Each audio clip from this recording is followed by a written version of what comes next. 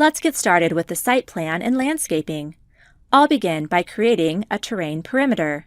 The terrain perimeter is the shape of the lot indicated by this green line.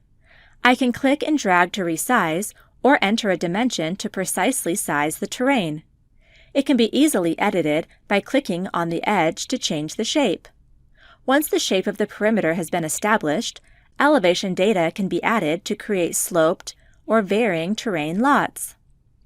For a sloped lot, I will add an elevation region at the front of the lot to form a flat area, then add an elevation line at the back of the lot and set it to a negative value.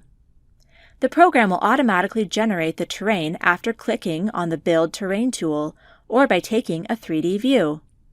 You will then see the contour lines that are created for the sloping lot.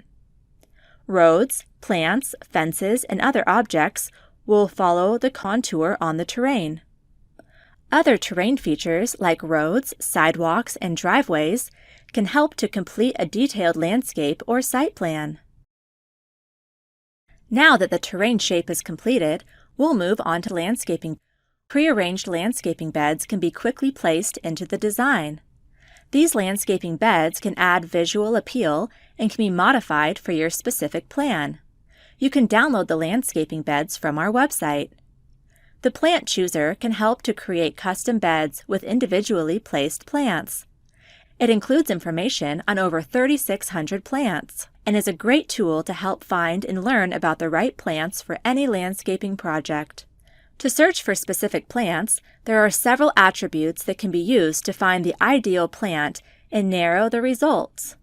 For example, a search for a plant by the name geranium displays a subset of those plants in the library.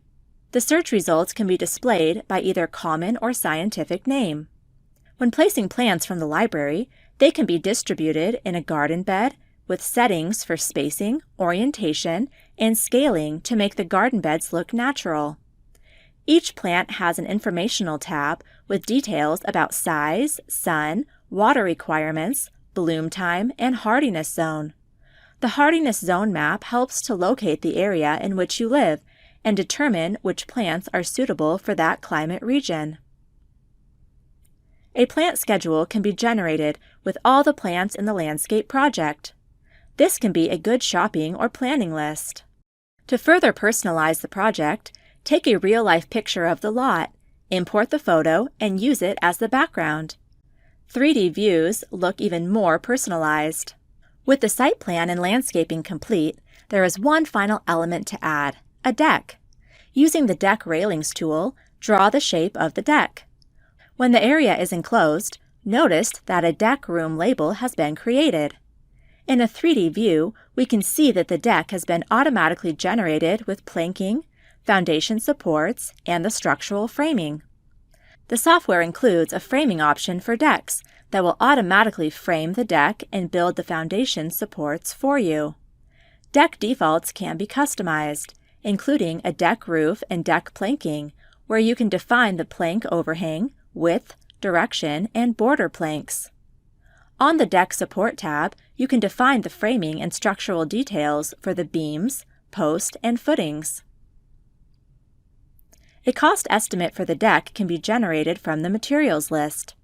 The program retains all the information about the deck, such as posts, planking, framing, and concrete, and automatically adds that information to the materials list, making it easy to estimate project costs. In addition to total lineal feet for the decking materials, a cut and buy list can be generated for budgeting, lumber shopping list, a construction cut list.